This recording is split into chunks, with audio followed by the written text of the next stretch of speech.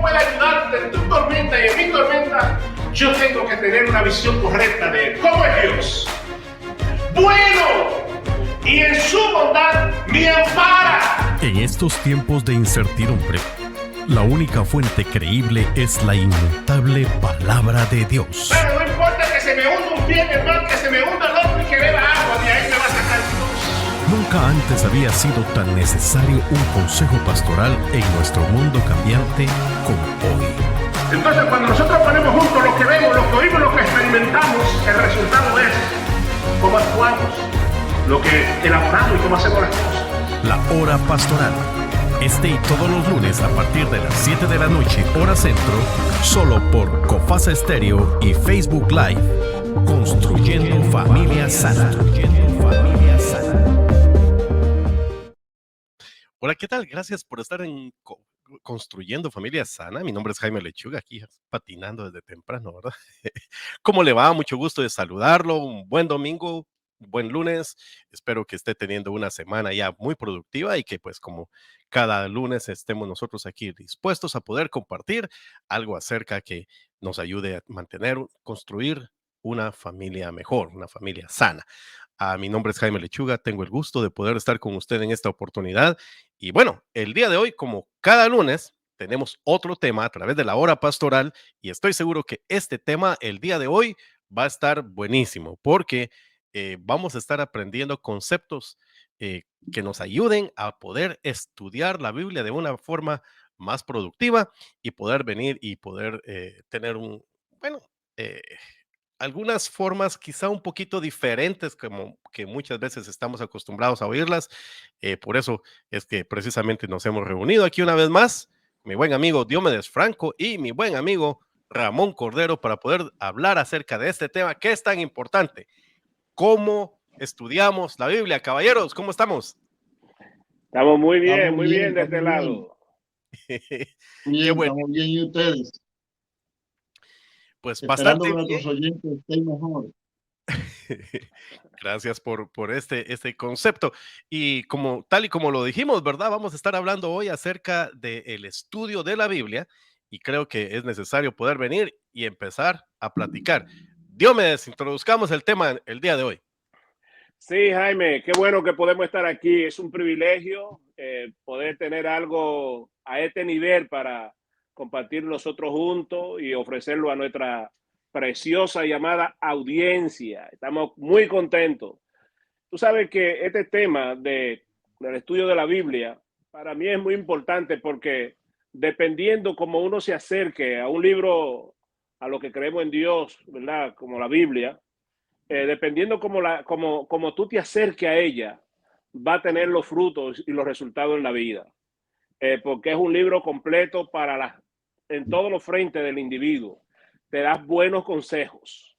Ahora bien, yo quiero, antes que Ramón hable y que pasemos a decir esta historia, porque creo que es buena a nivel de introducción. Dicen que una vez alguien compró un boleto para hacer un crucero por 2 semanas. Yo creo que hemos hablado de eso antes.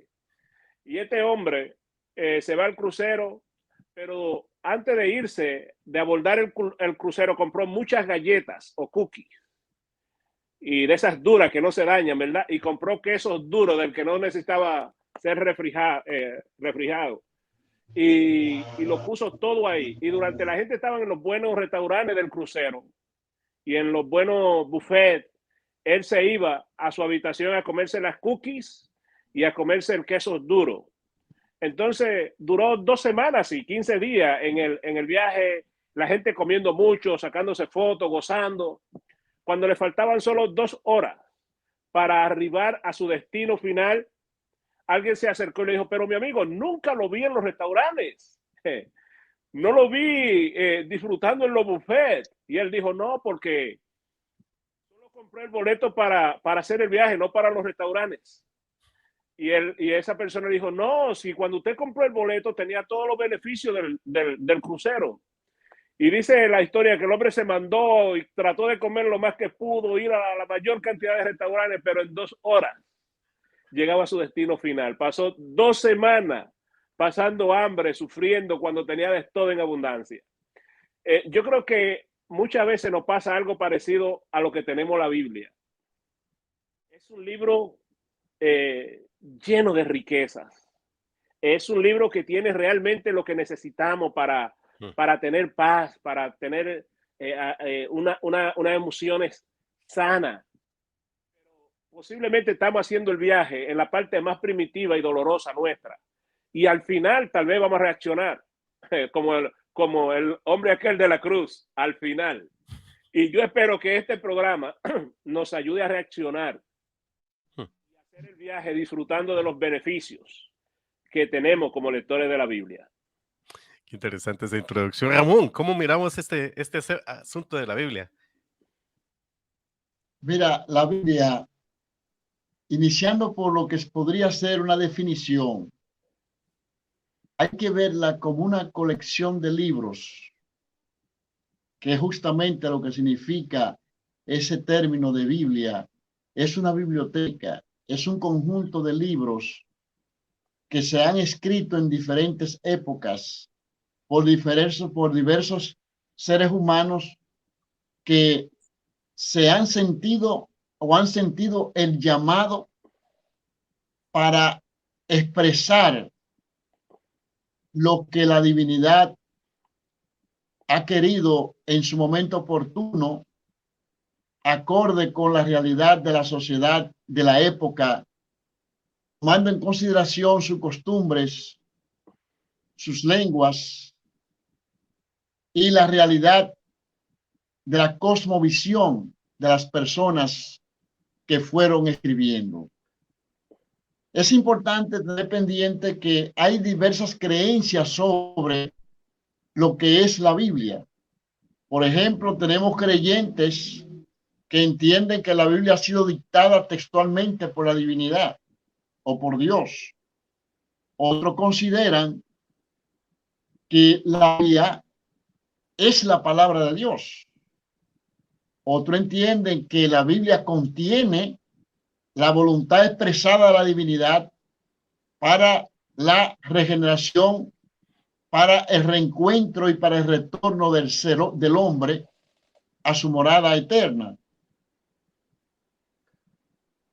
Hay quienes entienden que la Biblia es un libro que, en vista a la diversidad de autores que intervinieron, es un milagro que haya ciertos niveles prácticamente de coherencia, pese a la diferencia de idioma y de cultura en que fueron escritos algunos libros. Otra cosa, la gente dice, toda la Biblia son iguales, toda la Biblia son lo mismo todo.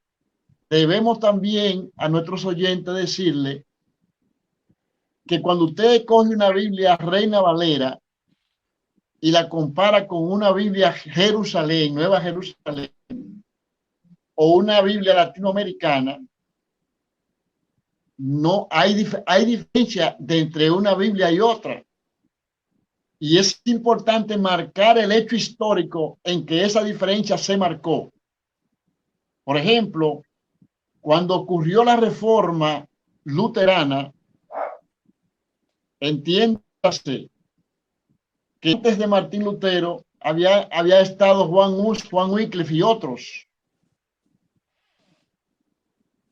En esa etapa, todas las Biblias que se conocían, porque en ese tiempo la traducción que se conocía era la Vulgata Latina, que había sido traducida del griego al latín, tenía 66 libros aceptados por toda la comunidad de creyentes. Pero a partir del Concilio de Trento, que surge en el siglo propiamente 17, finales de 16, principios de 17, a partir del Concilio de Trento, la Biblia que utilizan ciertos sectores del cristianismo, entiéndase la Iglesia Latina, la Iglesia Romana, tiene 72 libros, mientras que la Reina Valera sigue con 66. ¿Qué diferencia hay? ¿Cómo le llaman, por ejemplo, un sector a esos libros? dentro del mundo católico, ortodoxo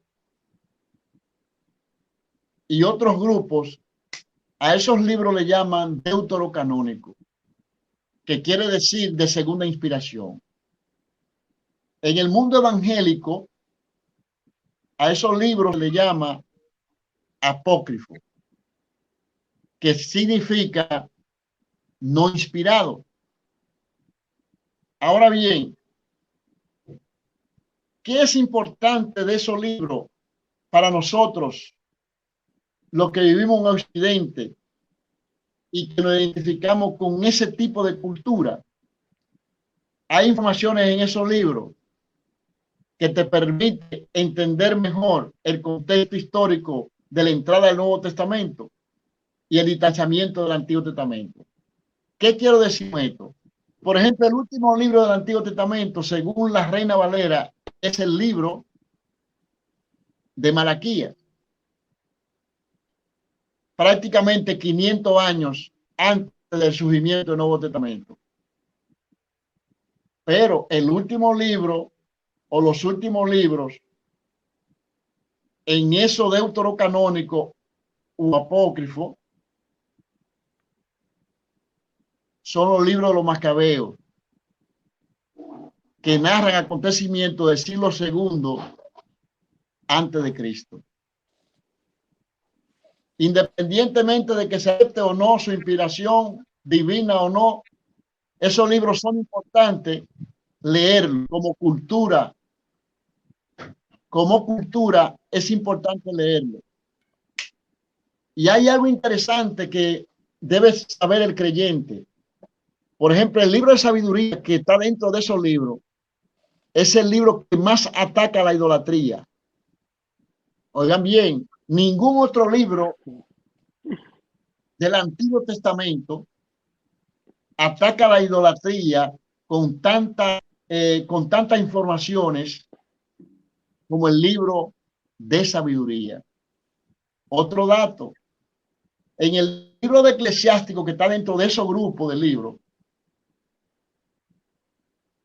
hay informaciones que pueden ser muy útiles para la familia creyente y no creyente, para evitar que te salgan tus hijas embarazadas en tu casa. Informaciones que no aparecen en los otros libros. Entonces, atención, ni estoy afirmando que esos libros lo haya inspirado el enemigo, ni estoy negando que haya inspirado la divinidad. Solamente estoy diciendo que es importante leerlo como cultura y también para aproximación del pensamiento judaico a la era cristiana. Así que como introducción, recordemos, en una Biblia de católico y de creyente católico tendremos una Biblia de 72 libros. En los grupos evangélicos tendremos una Biblia de 66 libros. Otra cosa, en la Biblia no vamos a encontrar menos de 40 obras citadas en la misma Biblia. ¿Qué quiero decir con esto? Que el creyente debe estar preparado y el no creyente también. En cualquier momento puede aparecer un libro que tenga calidad de inspiración como lo que tenemos en la actualidad. ¿Por qué? Porque no se entiende que Judas o Pedro digan, y como dijo Enoc, séptimo de Adán, y comienza a citar, y que ese libro de Enoc existe entre los judíos. Oigan bien, entre los libros que están citados en la Biblia, que no aparecen en la Biblia. Así que tratemos de abrir nuestra mente, porque muchas veces el creyente no abre mente ni para Dios, ni para ningún otro nivel. ¿Por qué? Porque limita al trascendente y entiende que hay cosas que ya no están en vigencia, que no hay razón de que estén, según algunas personas piensan. Así que para introducción está más que bien recordando que hay un Antiguo Testamento o convenio y un Nuevo Testamento. El primero se le hizo al pueblo de Israel en el Sinaí. El segundo, en el Nuevo Testamento, en el marco del Colegio Apostólico. Yeah. Wow, qué interesante esa introducción. Y definitivamente cuando nosotros, por ejemplo, para entender inclusive la revuelta de Judas y pensar que Judas pertenecía a un grupo de, eh, de, de personas que eran como que fueran guerrilleros en nuestro tiempo actual, hay que entender a veces el contexto que surge precisamente dentro de todos esos libros como el libro de los Macabeos y todo, la revuelta de los Macabeos y todo esto, ¿verdad? O sea, es fascinante. Cuando nosotros hablamos de la Biblia, es un libro que es no solamente fascinante, sino que o sea, está para transformarnos la vida. Una de las cosas que hace, yo me pregunto es, y Diomedes, usted lo mencionó al principio, ¿cómo tener buenos resultados al estudiar la Biblia? Porque definitivamente cuando nosotros miramos esto, yo pienso, lo primero que nosotros tenemos que hacer es presentarnos también con una mentalidad abierta. Y poder venir y aceptar cosas como esta y saber de que es un libro que puede ser cuestionado y que eso en ningún momento debería de afectarnos. O sea, pero ¿cómo le sacamos un mejor resultado al estudiar la Biblia? Tú sabes que esa pregunta me hace pensar en mis primeros días, cuando yo decidí caminar con Cristo, ¿verdad? Entregué mi vida a Él. Recuerdo que en esos mismos días el pastor me dijo, bueno, Diomedes, si de verdad tú quieres caminar con Cristo, necesitas hacer dos cosas. Y yo me quedé así. Yo creí que me iba a decir como ponerme de rodillas o cosas así. Me dijo, no, necesitas comprar una Biblia, y en aquel entonces era muy común un himnario también. O sea, ese era como el combo completo.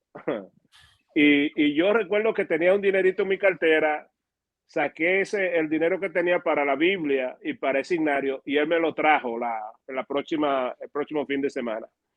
Y él se tomó el tiempo de dedicar la Biblia y me puso Juan 5:39, donde el Señor le decía, y ustedes escudriñan las escrituras porque le parece que en ella tienen vida eterna, y ellas son las que dan testimonio de mí.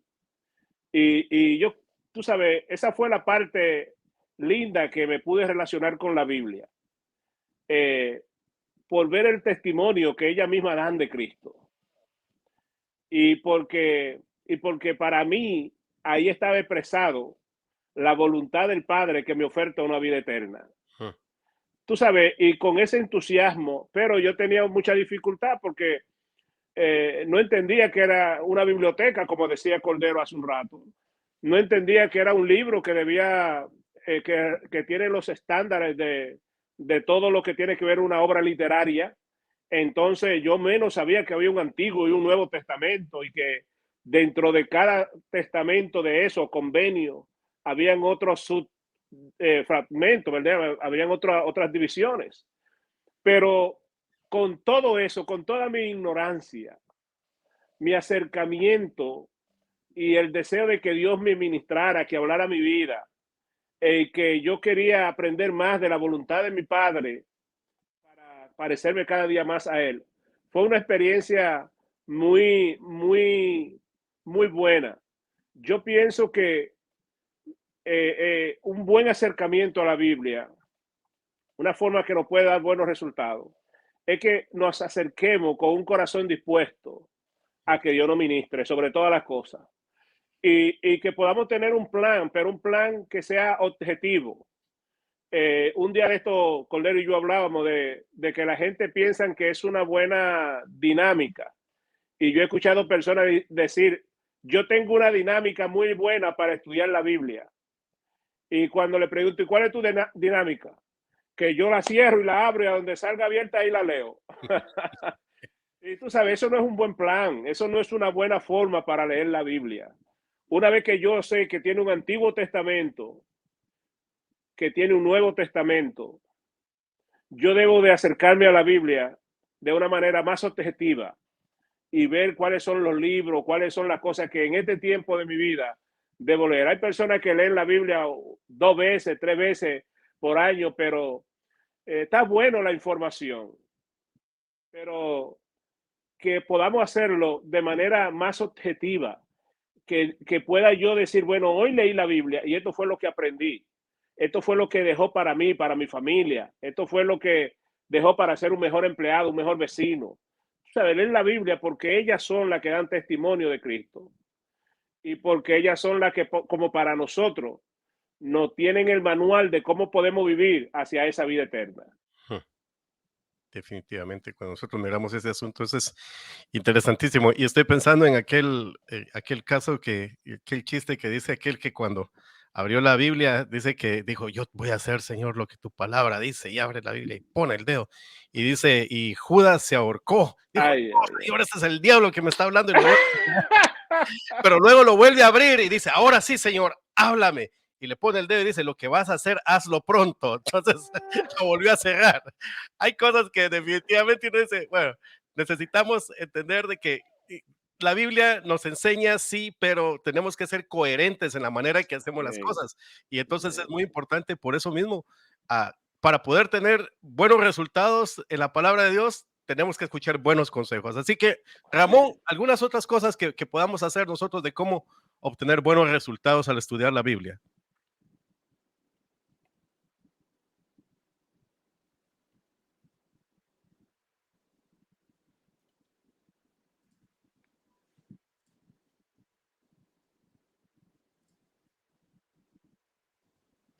Ramón, creo que tienes tu micrófono cerrado.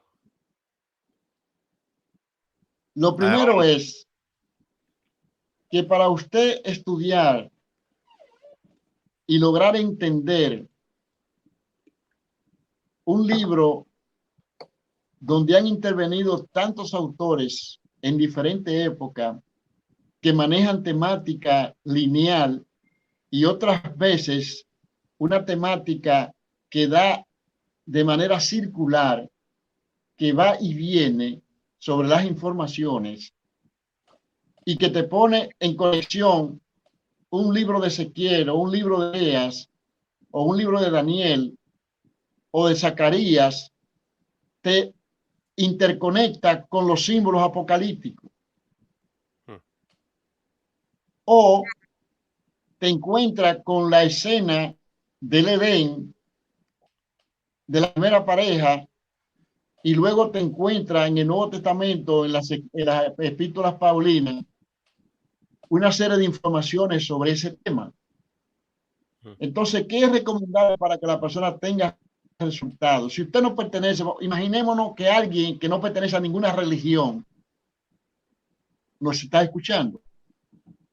A esa persona yo les recomiendo, para que tenga algún resultado, que comience desde Génesis y vaya hasta el Apocalipsis a la mayor velocidad posible. Y usted ya, pero bueno, usted se está volviendo loco. ¿Cómo usted le va a decir a una gente que coja la Biblia desde el Apocalipsis, desde el Génesis hasta el Apocalipsis a la mayor velocidad posible? Claro, es una manera de saber qué hay, cuál es el panorama. Luego entonces que usted ha leído entera las escrituras, entero el libro, todos los libros, entero.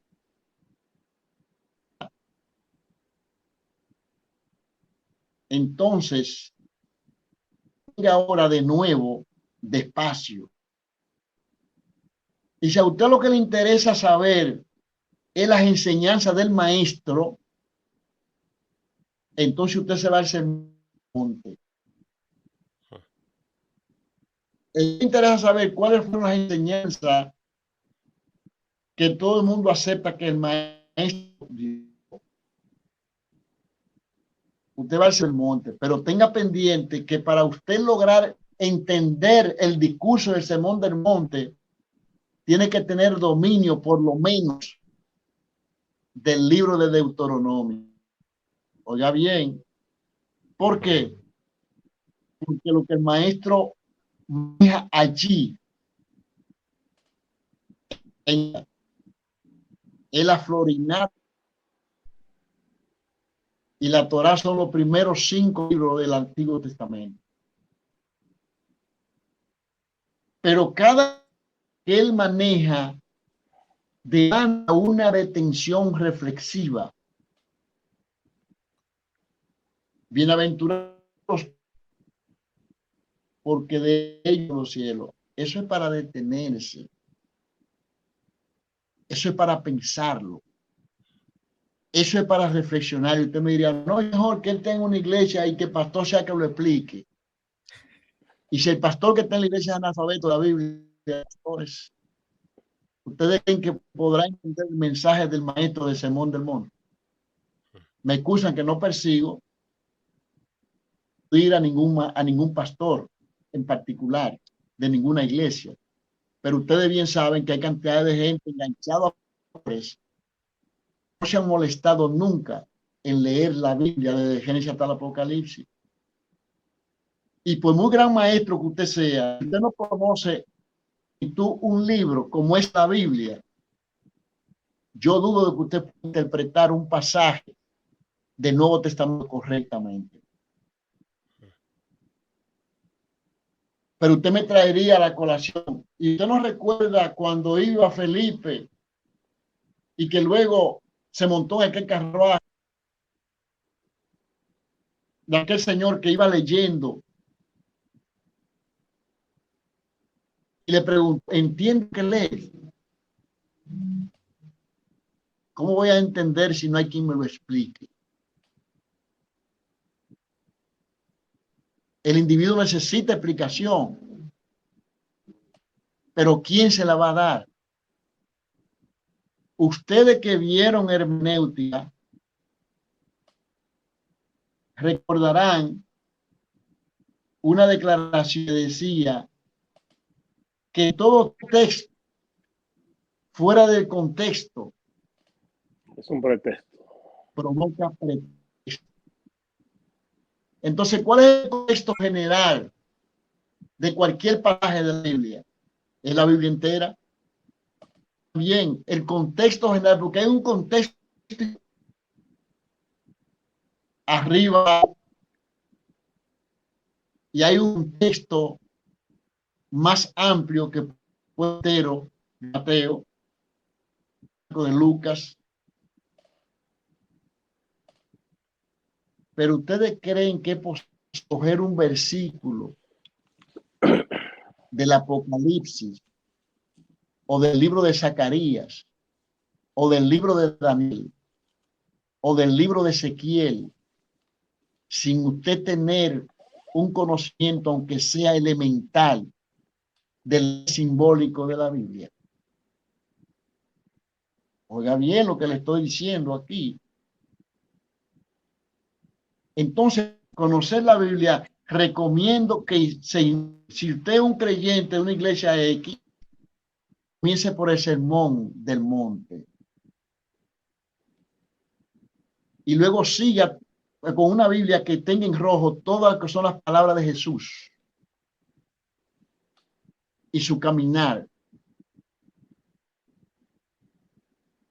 Que como era un personaje que se manejaba por el ejemplo, es decir, que cuando él daba un discurso, él había primeramente mostrado el discurso en su vida.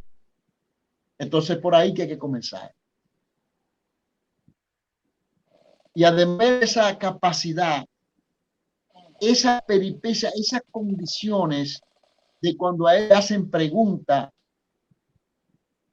de esas preguntas difíciles y capciosas que hacen la gente. Maestro, hemos estado a esta mujer en el acto mismo del adulterio y la ley dice que hay que apedrear. ¿Tú qué dices? Y el maestro está escribiendo. Pero el maestro se detiene. El que entre ustedes sin culpa lanza la primera piedra. Y cada uno, oigan bien, uno tenía los ojos puestos sobre la doña, sobre aquella dama, sobre aquella culpable, sobre aquella adúltera. Pero el individuo que la llevó a ella, que la llevó a la cama, no estaba ahí, que debería estar ahí también. Debieron haberlo llevado al hombre. No estaba. Entonces, el maestro, al decir eso, obligó a aquella gente a dejar de mirar a la mujer y de mirarlo a él con una pregunta capciosa que perseguía a otras intenciones. Y luego, al decirle de esa forma, decirle: el que esté entre ustedes sin culpa o sin pecado, lanza la primera piedra. Todo el mundo retornó interior y descubrió que ellos habían hecho lo mismo, pero nadie lo había descubierto. Y comenzaron a ir. Y cuando levantó los ojos el maestro y se montaron que te acusaban, Señor, se han ido todos. Pues vete y no, que yo tampoco te acuso. Es ahí donde tiene que comenzar el individuo que quiere aprender a pensar para responder a las preguntas capciosas que tiene que ver con las escrituras. No es repetir el Padre Nuestro que le enseñó el maestro. El Señor nos deja pensar, que tiene que aprender a sonar, a pensar. Y alguno estará diciendo: pero era que el Señor tenía el Espíritu Santo o era el Hijo de Dios. Debo decirle que esas escrituras están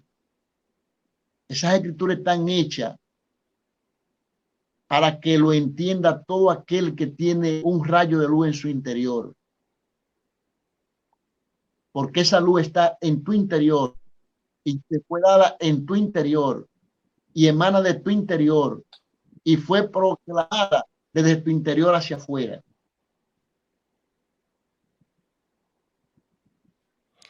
Ahí lo dejo. Wow. Caballeros, nos quedamos en las primeras dos preguntas y ya llevamos media hora del programa y eso es interesantísimo. Pero yo quería preguntar, uno de los problemas que, por ejemplo, hoy en día nosotros estamos viviendo es el hecho de que por las noticias que están, por el asunto de la guerra que pasa en Ucrania, por el asunto de la pandemia, todo el mundo cree que esto es el fin del mundo, que está escrito en las escrituras, y sí sabemos que está escrito en las escrituras, pero la otra cosa que a veces yo me pregunto, realmente cuando nosotros nos acercamos a la Biblia, una de las cosas que necesitamos en realidad crear para poder entender es tener algunas pautas para poder estudiarla, porque, o sea, si las estudiamos de acuerdo a las circunstancias o a lo que nos está rodeando por las noticias, creo que a veces, en vez de ayudarnos, nos va a meter más miedo y una persona, por ejemplo, que está deprimida o pasando por algunos problemas y se mete a leer el Apocalipsis, entonces va a terminar en otra situación. ¿Cómo hacemos, Diomedes? Sí, mira, hay dos escuelas grandes de acercarnos a estudiar la Biblia, con su gama, cada una de estrategia. Una es que nos acercamos a la Biblia de una manera deductiva, y en ese acercamiento yo le pido a la Biblia que acompañe o que apoye mis ideas para cualquier tema que quiera. Por ejemplo, este asunto de la guerra, que esto es ya catológicamente el final de nuestros tiempos en la economía de Dios. Entonces me acerco a la Biblia buscando toda la información que me pueda decir, y como ya dijo Cordero, dentro de esa desesperación voy a tener que alar versos para que apoyen esto, pero que están hablando de otra cosa totalmente diferente. Entonces, hoy por hoy, es una de las escuelas que más discursos tiene. La gente haciendo a la Biblia que apoye lo que ellos quieren decir. La otra escuela es la que tiene que ver con el inductivo, ¿verdad? Y es que el estudiante de la Biblia le permite a la Biblia expresar lo que está diciendo ahí. No se forza, no se manipula, sino que se dice eso y se le busca una explicación contemporánea o actual, ¿verdad? Entonces, yo creo que el manejo de estas dos escuelas de acercarnos a la Biblia y a cualquier otro libro, ¿verdad? Y estudiarla, pero en el caso que estamos hablando de la Biblia, el asunto el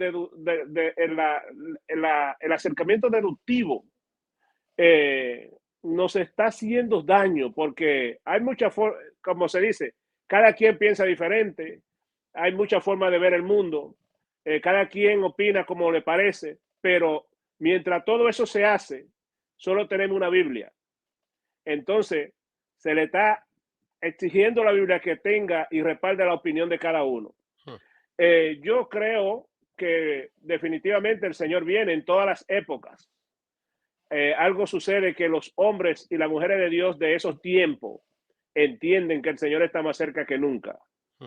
Y creo que nosotros somos partícipes de una generación que no nos lleva a otra situación más que a creer también que el Señor está a la puerta.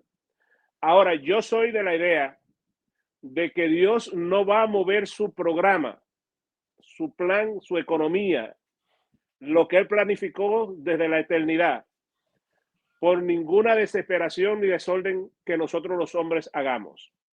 Dios es soberano, Él está en control.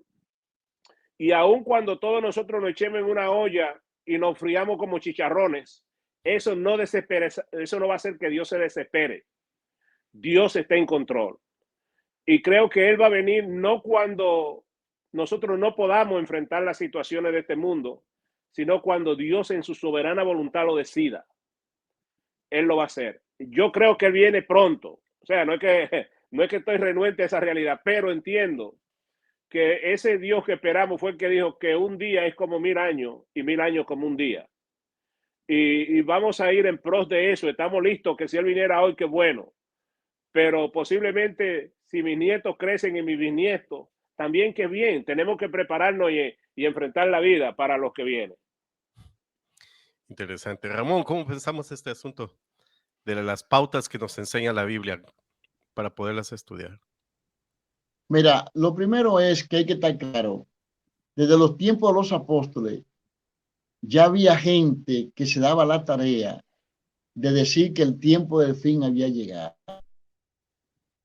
E incluso cuando nosotros cogemos la carta a los tesalonicenses, una de las cartas a los tesalonicenses, no encontramos de que había personas dentro de los creyentes que estaban anunciando este tipo de cosas.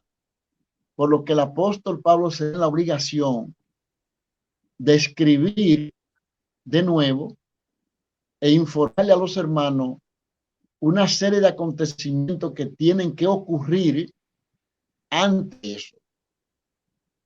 Dice, porque Él vendrá sin que antes se manifieste el hombre de pecado, el cual es contra todo lo que se llama Dios, se siente en el trono de Dios y se hace pasar por Dios. Dice, en los días de ese poder se manifestará el Señor y lo matará con el espíritu de su boca. Entonces, de acuerdo a esas escrituras, el mundo está llamado a ser atrapado o dirigido por un poder que definitivamente negará todo lo que tiene que ver Dios o dioses, no solamente el Dios de la Biblia. Según el apóstol Pablo, ese personaje se opondrá a todo lo que tiene que ver con ese mundo trascendente, con ese mundo actual. Y dice que en los días de ese poder se manifestará. Entonces, ¿qué ocurre? ¿A cuánto no le han llamado los grupos anticristo? Se le han llamado al Papa, la bestia, el Papa, a los emperadores que persiguieron a los cristianos, a Nerón. Se lo dijeron a Hitler. La Iglesia Católica se lo asignó a Napoleón Bonaparte. Cuando se armó la Segunda Guerra Mundial, hubo un grupo religioso que inmediatamente comenzó a anunciar la llegada del reino de los cielos. y luego tuvo que trasladar la fecha para otra época, que fue que se finalizó la Primera Guerra. Entonces, los religiosos que están haciendo ese tipo de cosas viven de profecía fallida en profecía fallida. Lo que decía el hermano Franco, hay que, claro, lo primero que usted tiene que conocer a fondo las escrituras para que pueda entender en qué momento está viviendo. El retorno dice es una señal de qué época vive la humanidad. Y que sepa que hay muchos grupos dentro del cristianismo que plantean el grupo que retornó ahí no significa nada. La gente que tiene visión, que investiga, que lee y conoce la historia, sabe el retorno de esa gente es una señal para la postrimería de los tiempos. Y el que quiera entender algo más sobre ese particular, que se lea a Zacarías, que se lea a Miqueas, que se lea lo que dijo el apóstol Pablo en la carta a los romanos con respecto al pueblo que se le atribuye haber negado al Mesías. Quiero que tengan presente que esos 6 millones de gente que murieron en la Segunda Guerra Mundial, perseguido, asesinado, matado, un sector de cristianismo tuvo mucho que ver eso. Oigan bien, el Papa Pío II era el Papa hitleriano. Y dentro del mundo luterano, protestante, también hubo que apoyaron y tuvieron miedo, aunque no lo dijeran públicamente, por lo que estaban con esa masacre de ese pueblo. Entonces, el momento que vive la humanidad, que habrá guerra, que hay rumor de guerra, señores, desde que esté el hombre en el planeta ha habido guerra. Y las guerras cada vez serán más intensas y más peligrosas. Desde que existe el hombre en el planeta, ha habido ateos. Personas que definitivamente niegan todo, lo niegan todo. No solamente al Dios de una religión que diga que ese Dios es verdadero, sino de todas las religiones. Porque para nadie es un secreto. Ustedes quieren una amenaza más grande que la iglesia latina, la iglesia romana, que destruyó Biblia entera y que condenó libros diciendo que eran satánicos y lo mandaban a la hoguera a quemarlo. Pues si alguien quiere saber más o menos cómo era que se comportaba el clero sobre ese particular, que se lea los primeros capítulos del Quijote de la Mancha para que ustedes vean qué fue lo que comenzó a hacer cura con los libros de Quijote. Con aquellos libros que supuestamente ellos atribuían que era que había vuelto loco a Quijote. No fue la lectura de los libros que volvió a Quijote. Posiblemente fue el hambre, la necesidad, la miseria. Como mucha gente, y recuerden que la Biblia tuvo oculta de lectura por muchísimos años. Y un montón de individuos que decían ser representantes de Dios le hablaban al pueblo en latín, no de frente, sino de espalda. Y al que tenía una Biblia en su casa, eso le podía costar la vida a él y a su familia. Entonces, los que no estaban de acuerdo con ese grupo decían que esa gente era el anticristo. No, lo que ocurre es que todo libro que pone a la gente a pensar encuentra oposición. Todo libro que pone a la gente a pensar encuentra oposición. La Biblia es uno de los poquísimos libros del mundo que tiene todos los géneros literarios, todos los géneros literarios. Bien. Y si usted quiere encontrar mentira en la Biblia, usted la va a encontrar. Usted dirá, ¿cómo?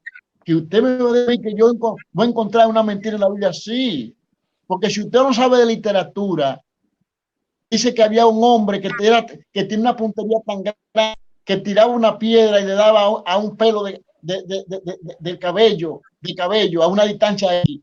Si usted lo ve desde el punto de vista literal, desde el punto de vista simbólico y figurado, usted va a decir que es una mentira.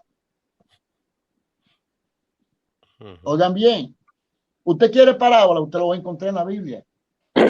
No solamente para Jesús. Jesús no es el primero que usa parábola en la Biblia. En el Antiguo Testamento hay parábolas. Proverbios. Ustedes bien saben que hay cantidad de proverbios. Y téngase pendiente que ese libro de proverbios, que todos nosotros se lo atribuimos a Salomón, es una colección de proverbios antiguos de los pueblos del Medio Oriente, incluyendo a los, para que nadie le quepa la duda. Fájense a leer esos libros y fájense a estudiar aforismos y se darán cuenta que no fueron producción de Salomón exclusivamente. Ahí hay una recopilación de varios autores del libro, como ocurre con el libro de Isaías. Como ocurre con el libro de Isaías. No hay un solo Isaías. Son varios Isaías. Entonces, ¿qué tiene que hacer el creyente? Abrir su mente. Seguir escudriñando. Dejar de estar leyendo solamente de manera devocional, sino que debe buscar la luz. Debe buscar conocimiento. Y cuando de conocimiento, a pastores. La Biblia dice en el Antiguo Testamento, mi pueblo fue destruido porque le fue conocimiento. La ignorancia es el principal enemigo del creyente. Por eso la iglesia latina, la iglesia romana, lo que le ha dado la gana con este pueblo, por la ignorancia. La gente no quiere leer, la gente no quiere investigar. Cuando el maestro dice, escudriñad las escrituras, ellas, porque en ellas está la verdad y eso es lo que hay uno de mí, lo mandó a escudriñar, a estudiar. No fue a buscar la opinión del pastor. No, fue a escudriñar las escrituras. Cuando el apóstol Pablo iba a los tesalonicenses y a otras comunidades, decía que se asombraba gente viendo a ver si era verdad lo que él decía, es decir, comparando, escudriñando, es decir, estaban atentos y estaban pendientes con las escrituras que tenían en la mano, si lo que le están diciendo era verdad. Él tiene que estar con esa escritura y ver cuántos le están metiendo un pastor o cuántas verdades. Porque si el pastor no sabe de escritura, aunque sea pastor, porque hay muchos tipos de pastores, hay pastores alemanes, hay pastores de ovejas y hay pastores que guían la grey de manera apropiada y correcta. Y hay pastores que matan las ovejas y se comen la leche, se comen carne y se comen el dinero. Sí. Entonces, hay gente auténtica, gente genuina, gente que cree en lo que predican y creen, pero hay otra gente que no. Y preguntamos, ¿dónde está Anticristo? ¿Dentro o fuera? Eso es sumamente importante saberlo. Escúchame que yo creo que hablé más de la cuenta. No, tremendo aporte. Está interesante. Caballeros, me quedan 10 minutos, pero yo quisiera hacer dos preguntas en una. Y la primera yo creo de que van relacionadas. Uno es, por ejemplo, sabiendo ahora la riqueza bíblica, lo que tenemos, lo que hemos platicado, dos cosas que son importantes entonces. Al leer la Biblia, ¿cuáles son las cosas en las que me debería de enfocar y a la misma vez, cómo puedo yo hacer un buen hábito para poder venir y escudriñar las escrituras? Dígame. Es que va a ser importante eso que hemos estado hablando en los últimos segmentos, que nos acerquemos a la Biblia con un criterio genuino.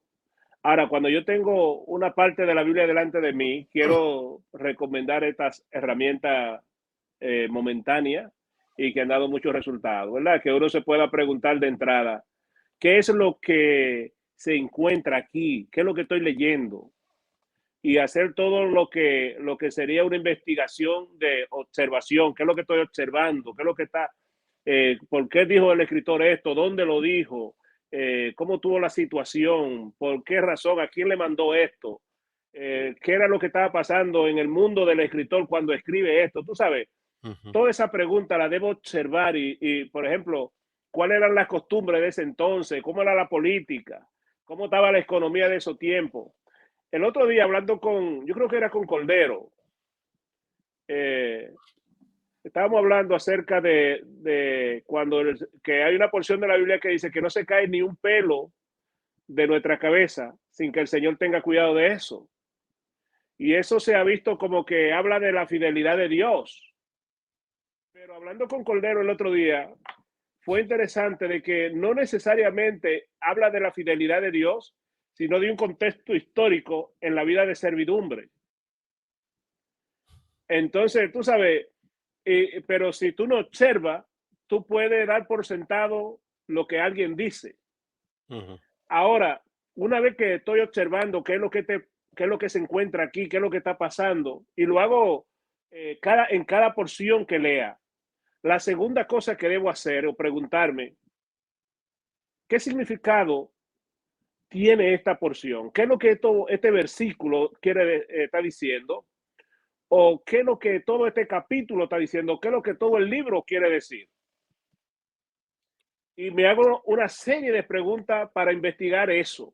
Y tengo que acercarme a una serie de herramientas y de otros recursos para poder determinar qué quiere decir, qué significa todo esto que están aquí, qué significan estas parábolas, qué significan estos nombres, estas ciudades, a qué distancia están y todas esas cosas, ¿verdad? Y la tercera cosa que debo plantearme, ¿qué significó esto para lo que se escribió? ¿Y cuál es el significado que esto puede tener para mí hoy? Y si tengo que enseñarlo, ¿qué significado puede tener esto para mi iglesia o en el pueblo o la realidad que estamos viviendo? O sea, si yo me habitúo a leer la Biblia así, es un manantial de vida inagotable. Pero cuando leo la Biblia solo por leerla, por cumplir un ritual, la Biblia pronto va a llegar a ser aburrida para cualquiera que lo hace así. Pero si podemos entrarle la observación, la interpretación y la aplicación en el proceso, será un manantial de vida inagotable. Yo le animaría a nuestros lectores que se propongan plantearse esas preguntas. ¿Qué es lo que estoy leyendo aquí? ¿Qué es lo que quiere decir esto? ¿Qué fue lo que está pasando?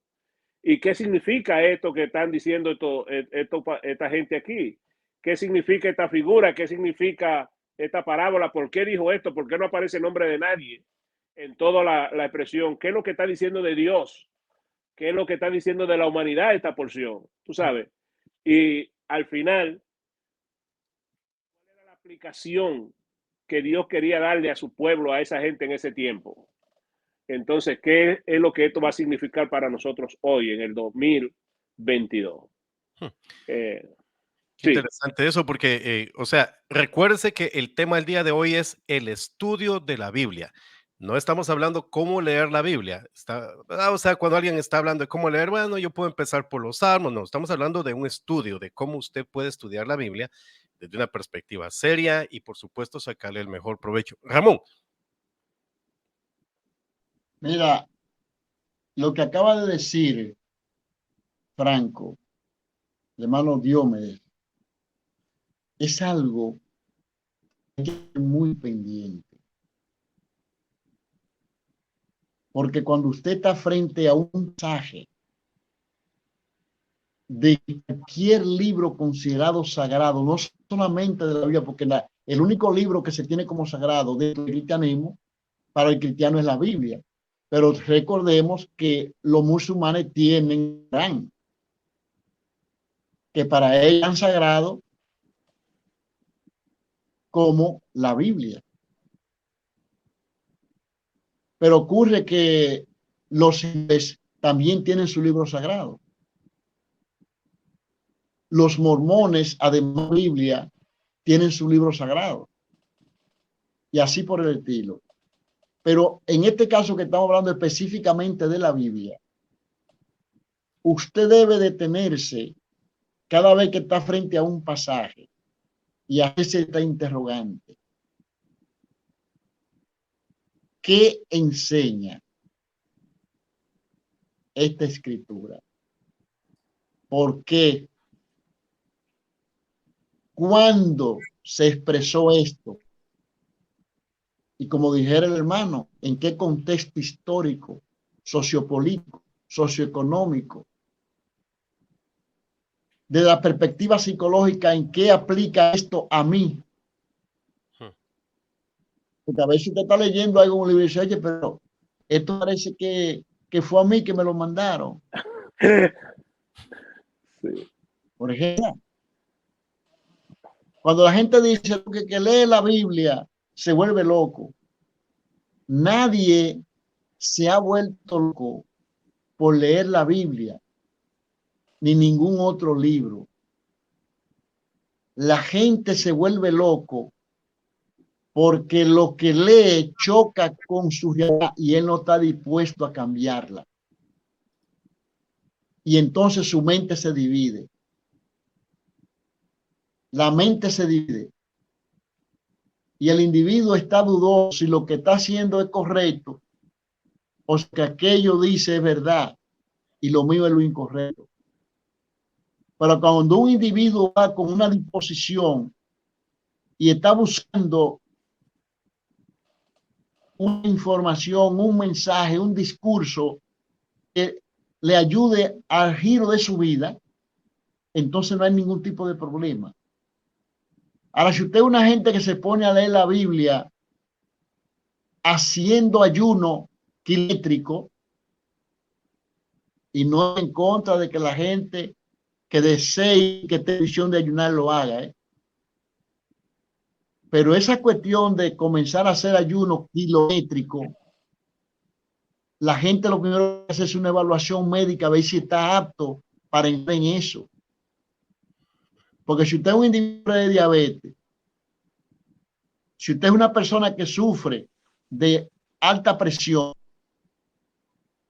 si usted es una persona definitivamente que no se nutre bien y a eso usted le añade 2 o 3 días corridos de abstinencia de comer y de beber, usted lo que está haciendo es un suicidio en contra de su persona y está olvidando una escritura fundamental, y es que su cuerpo es templo. Su cuerpo es un templo que, si usted es un creyente, acorde a lo que enseña las escrituras, es el templo del Espíritu. Entonces usted no tiene derecho a fundar ese templo. Recuerde que el maestro en ningún momento le dijo a los discípulos, oigan, pónganse a ayunar. Es tiempo de ayunar, hoy vamos a ayunar.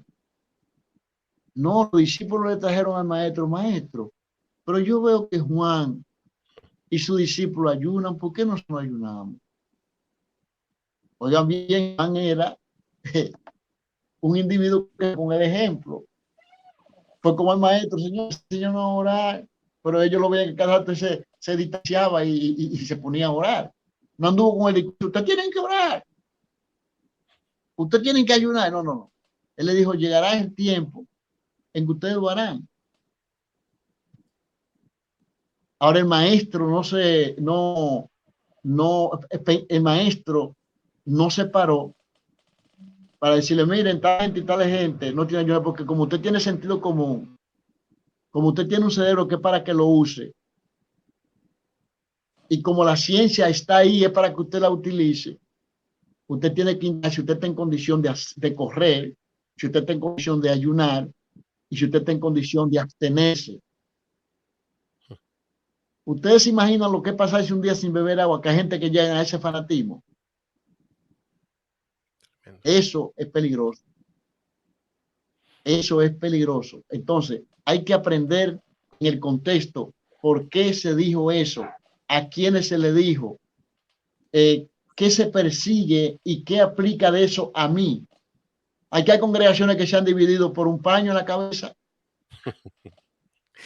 Porque Así dice, es. no, el apóstol Pablo dijo que hay que cubrirse la cabeza. Y ellos no saben que esa es una costumbre, lo que decía el hermano Diomedes, que era una costumbre que toda mujer fuese cubierta, que no se veía ni su rostro. Ahora, ¿qué es el mensaje verdadero cuando usted escudriña detenidamente el pasaje? Que la mujer, en vez de velo, lleve su cabello, que es el velo natural que le da la naturaleza. Y entonces, ahora usted se va a poner el dictador, que si ya se quiere recortar el pelo, usted se va a poner el dictador que no, que eso no es, que es una impía. No, no, no. Espérese. Hay mujeres que ese copo de cabello, esa cantidad de cabello, le crea problemas a ellas. Y tienen que recortarse. Hay otras mujeres que son descuidadas, que prácticamente se descuidan y el marido cuando viene a ver la bota porque no se peina. Porque ese cabellero, entonces si tienen el pelo corto, hacen así, se pasan la mano por la cabeza y ya están peinados. Definitivamente. Caballeros, tenemos que irnos, pero gracias por haber compartido el día de hoy. Este tema es para que lo podamos continuar. Con permiso, nos vemos a la próxima. Y usted que nos siguió, por favor, recuérdese, esto fue La Hora Pastoral. Con permiso. Que Dios pueda ayudarte en tu tormenta y en mi tormenta, yo tengo que tener una visión correcta de cómo es Dios. Bueno, y en su bondad me ampara. En estos tiempos de incertidumbre, la única fuente creíble es la inmutable palabra de Dios. Pero no importa que se me hunda un pie, mi hermano, que se me hunda el otro y que beba agua, de ahí me va a sacar Dios. Nunca antes había sido tan necesario un consejo pastoral en nuestro mundo cambiante como hoy. Entonces, cuando nosotros ponemos juntos lo que vemos, lo que oímos, lo que experimentamos, el resultado es cómo actuamos, lo que elaboramos y cómo hacemos las cosas. La Hora Pastoral. Este y todos los lunes a partir de las 7 de la noche, hora centro, solo por Cofasa Estéreo y Facebook Live. Construyendo familias sanas.